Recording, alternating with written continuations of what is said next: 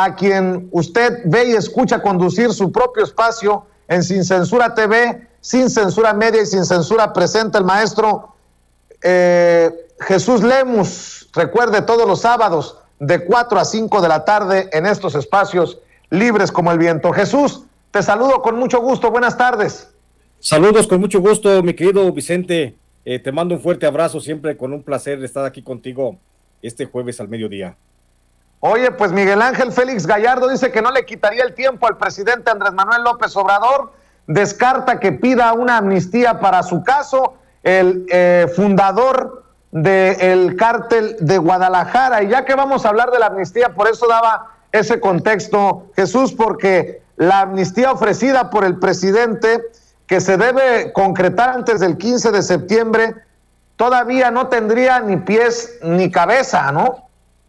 Es correcto, mi querido Vicente, y bueno, sobre el caso de Miguel Ángel Félix Gallardo, pues todo un caballero de la misma escuela que Rafael Caro Quintero, y por supuesto que seguramente en lo público va a decir, no busco ninguna amnistía, pero dime qué preso no quiere salir de la cárcel, y seguramente Félix Gallardo va a ser beneficiado por esa amnistía porque entra dentro de los parámetros, mi querido Vicente, los parámetros que ha establecido el presidente de la República para llevar a cabo este proceso de perdón presidencial para los presos, pues como él también tardó muchos años en ser sentenciado y además está enfermo, además, fue torturado, y qué decir, ¿no? También de su edad y de su enfermedad. Entonces creo que pese a lo que él mismo diga, pues nadie quiere estar un minuto en la cárcel más de lo que tenga que estar, te lo aseguro, y estoy seguro que Miguel Ángel Félix Gallardo sí va a ser beneficiado por esa amnistía porque cumple justamente con los requisitos, mi querido maestro.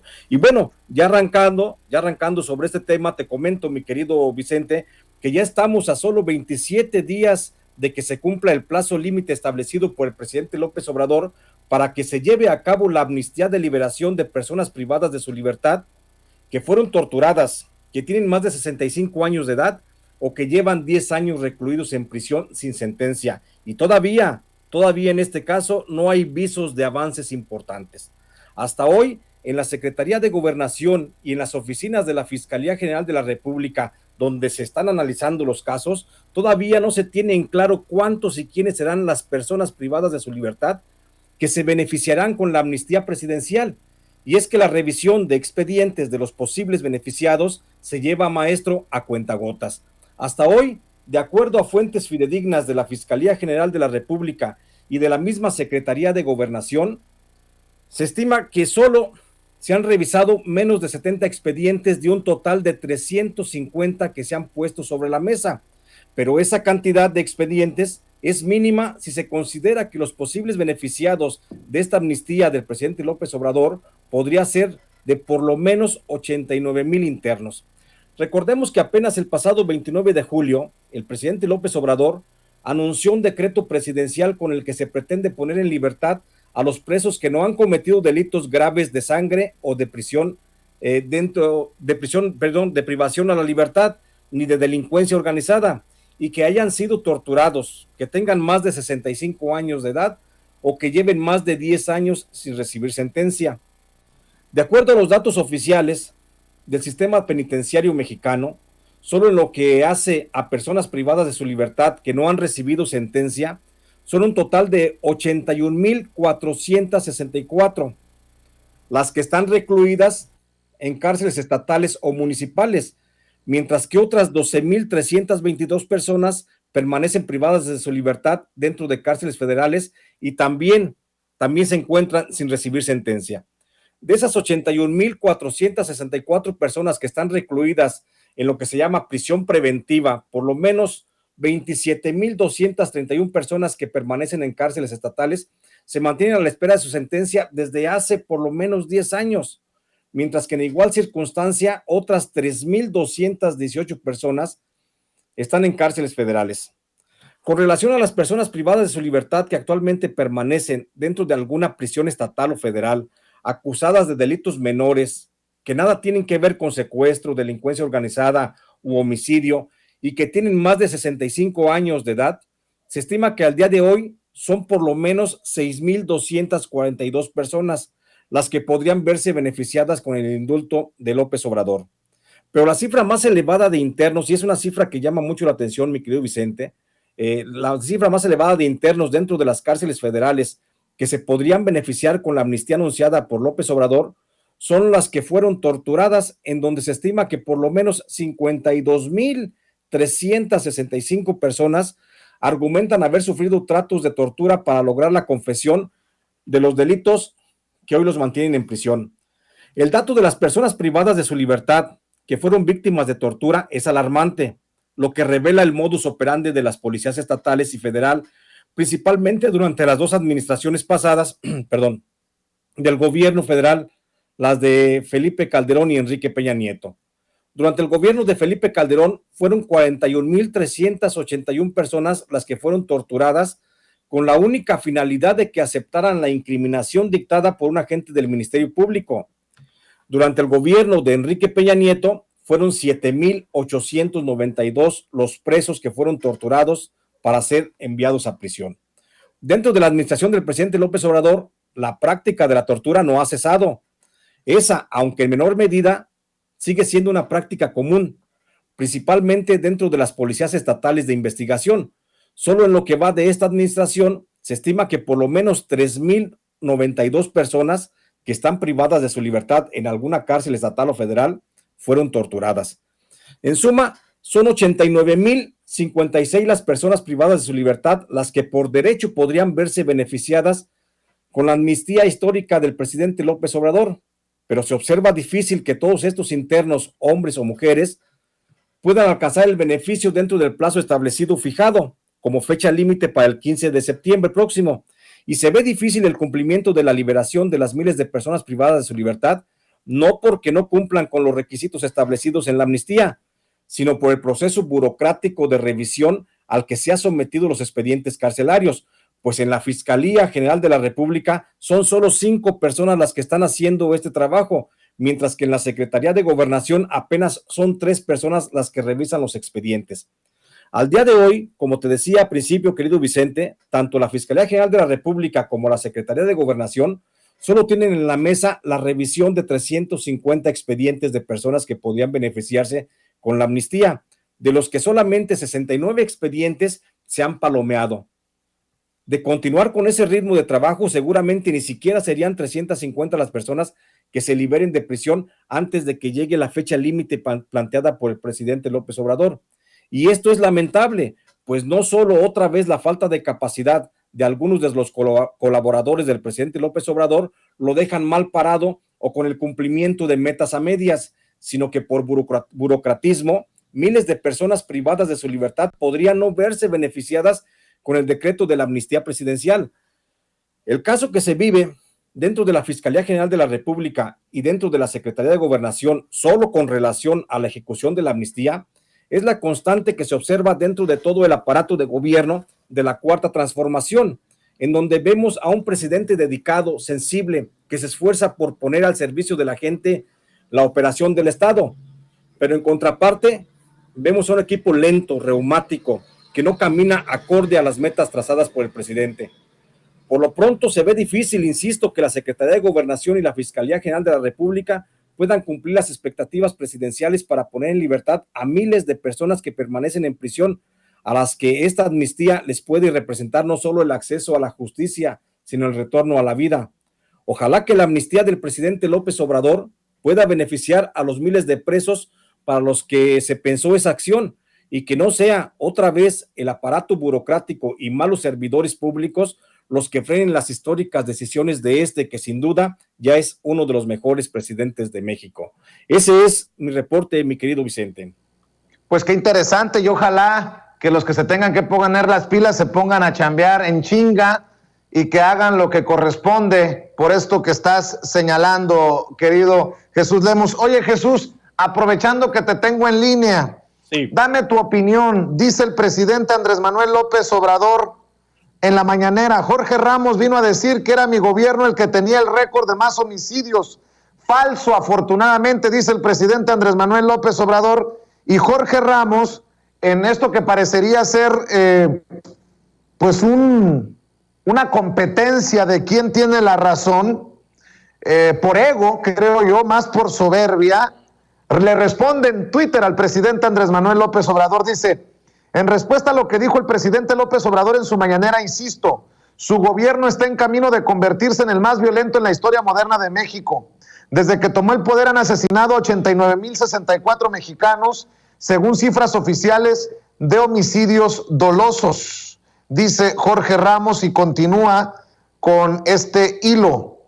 Dice Jorge Ramos, así se compara el gobierno de López Obrador. AMLO, 89,064 homicidios dolosos entre diciembre del 2018 a junio del 2021. Enrique Peña Nieto, 128,968 entre 2012 al 2018. Felipe Calderón Hinojosa, 121,683 entre 2006 y 2012. Pero Andrés Manuel López Obrador no lleva ni siquiera 3 años de gobierno. Hay casi 100 asesinatos diarios. Pronto será el más violento. Dice, no hay otros datos. Los 89,064 homicidios dolosos en el gobierno de López Obrador son los reportados por su propio gobierno, el Secretariado Ejecutivo del Sistema Nacional de Seguridad Pública. Reunirse todos los días para analizar el problema no significa que haya resultados. Abrazos, no balazos, y la militarización de la Guardia Nacional no ha funcionado. De acuerdo a Jorge Ramos, mi querido Jesús, yo insisto, hay muchos periodistas, creo que este es el caso, que hablan desde las vísceras, desde el ego, desde su soberbia como intocables o de tener la razón, pero en realidad no cuestionan, por ejemplo, lo que tú y yo sí hemos cuestionado.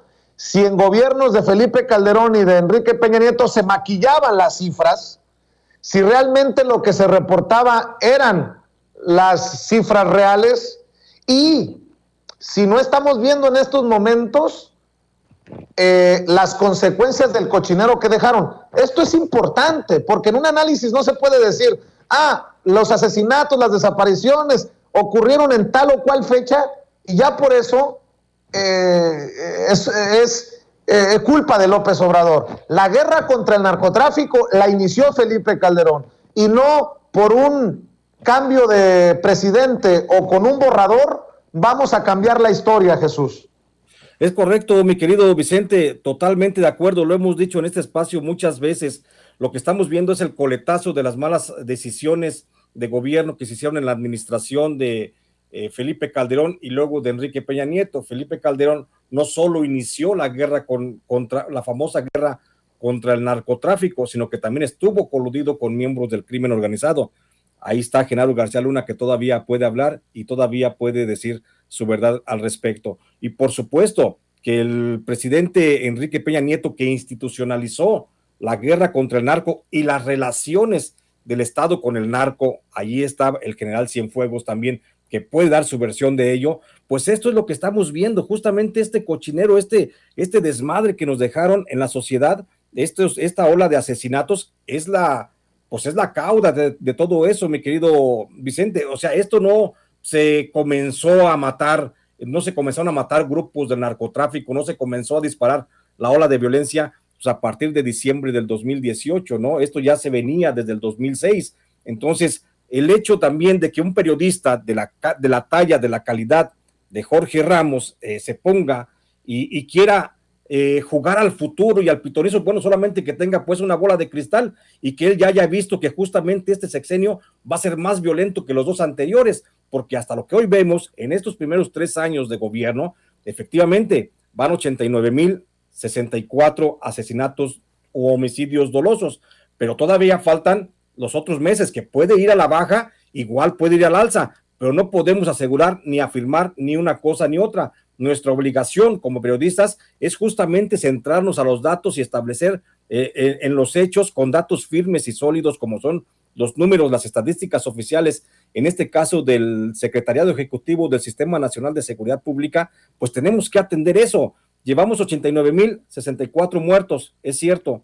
Enrique Peña Nieto cerró con 128,000, Felipe Calderón con 121,000. Todavía faltan 3 años en los que puede disminuir la violencia en México. Creo que para eso está trabajando justamente el presidente de la República y creo que todavía podemos esperar pues una situación alentadora. No tenemos que ser en el afán de ser críticos a un sistema, tan fatalistas de ninguna forma, mi querido Vicente. Entonces creo yo que con base a los datos, y el propio presidente López Obrador lo revelaba hoy en la mañanera justamente también, y también con base en los datos, y cualquiera los puede revisar, los datos del Secretario Ejecutivo de Seguridad Pública, que ha disminuido en términos generales en un 0.5% el índice de asesinatos. Entonces, quiere decir que 0.5 a la baja sí está disminuyendo la violencia con relación a los homicidios dolosos. No vamos al alza, las cifras no dicen otra cosa. Como periodistas tenemos que ceñirnos justamente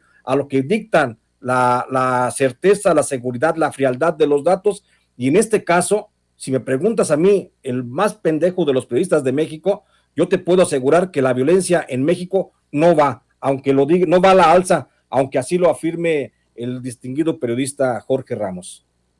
Jesús Lemus, ¿por qué no cerramos invitando a la gente para que busque tus libros, para que te apoye en redes sociales?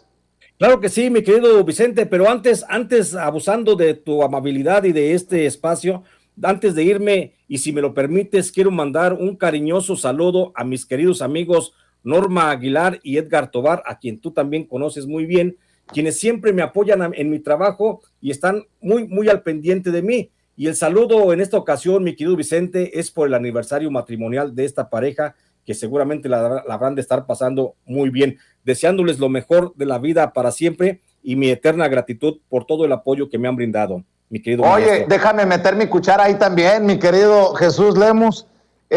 No es poca cosa, creo que son 16 años, si recuerdo bien, de Edgar y de Norma, bueno, los que sean, que sigan disfrutando juntos, que la vida les dé la oportunidad de seguir apapachándose, de seguir creciendo, que Dios los bendiga y sobre todo, gracias por ser luz en el camino de Jesús, luz en el camino de su servidor Vicente Serrano, luz para estos espacios independientes y que eso que comparten se les multiplique con sus esfuerzos allá en la Unión Americana, querido Jesús. Sin duda alguna, ojalá la pasen bien y ojalá pues sigan disfrutando. Por lo pronto les mandamos desde aquí un fuerte abrazo, todo nuestro cariño y mi agradecimiento muy, muy particular, mi querido maestro. Y ahora sí, ya me despido dándote a conocer o dándole a conocer a la audiencia dónde me pueden encontrar. Si me buscan en Facebook, me encuentran como Jesús Lemus Barajas. Si me buscan en Twitter, estoy como @Lemus Barajas. Y también los espero los sábados a las 4 de la tarde a través de este espacio que tan generosamente me brinda la familia Sin Censura, en el que hablamos de muchos temas. Me encuentran también escribiendo en el semanario Ángel Metropolitano de la Ciudad de México y en Los Ángeles Times, y por supuesto en redes sociales estamos en contacto permanente. Les recuerdo que todavía hay muchos libros en la librería de el licenciado Jaque Peña Nieto y el licenciado, editados por HarperCollins, y es una forma también de colaborar a mi trabajo. Te agradezco mucho, mi querido Vicente, y estoy a tus órdenes. Un abrazo, es el maestro Jesús Lemus hablando con nosotros sin censura. Y antes de ir con otro maestro del periodismo a quien respetamos y admiramos, oiga, se están tirando con todo, con lodo y con caca en el PRI. Conste que aquí lo advertimos, que se vienen hay putazos, dirían en el barrio, hay madrazos. El canibalismo en el PRI. Acusan a Alito Moreno de lavado, evasión fiscal y enriquecimiento ilícito. Hace un rato le presentaba los dichos de Alito Moreno. Le voy a pedir a Ceci, a ver Ceci, ¿qué nos decía hace rato Alito Moreno? Échelo por favor si lo tiene. Este es el presidente nacional del PRI que muy fufurufo anda presumiendo pues lo que no hay, honestidad. Vea y escuche. Es el momento y la hora de demostrar de qué estamos hechos los priistas. Están con nosotros quienes verdaderamente quieren trabajar y quienes defienden con mucho orgullo los ideales, el programa y la herencia que hemos recibido del partido. Trabajo, orgullo, capacidad y categoría política. Y los priistas tenemos coraje, tenemos carácter, tenemos valores, tenemos principio, pero los priistas tenemos lo más importante. A ver, Donalito. ¿Qué? No Manchester United, porque ahí le habla, lo anda buscando la exsecretaria general del PRI, Nayeli Gutiérrez Gijón. Lo acusa de lavado, evasión fiscal y enriquecimiento ilícito. Donalito, tan descarado, cabrón. Respóndale a Nayeli. Dice que pedirá a la unidad de inteligencia financiera que lo investigue. A usted, cabrón. A usted que presume que lo investigue por posible evasión fiscal, daño patrimonial en perjuicio del erario, lavado de dinero y presunto enriquecimiento ilícito. Indicó que las pruebas en su contra se las hicieron llegar ciudadanos quienes lo acusan de estos delitos durante su paso como gobernador de Campeche. ¡Mole, doña María! Señaló la exsecretaria general del PRI que solicitaría a la unidad de inteligencia financiera que dirige Santiago Nieto que en caso de que las investigaciones den como culpable a Alito Moreno, se aplique la ley con todo rigor. Incluso indicó que pedirá que sus cuentas bancarias sean congeladas. Las acusaciones también podrían involucrar al director de un periódico de Chiapas, Gerardo Toledo Cutiño, quien es señalado de ayudar a Alito Moreno a lavar dinero. Oiga, don Alito, defiéndase, cabrón. No que construyó su palacete allá en Campeche con puros donativos. ¿Donativos del periódico? Pues que no es al revés, los donativos van para los... Ya no entendí nada, don Alito.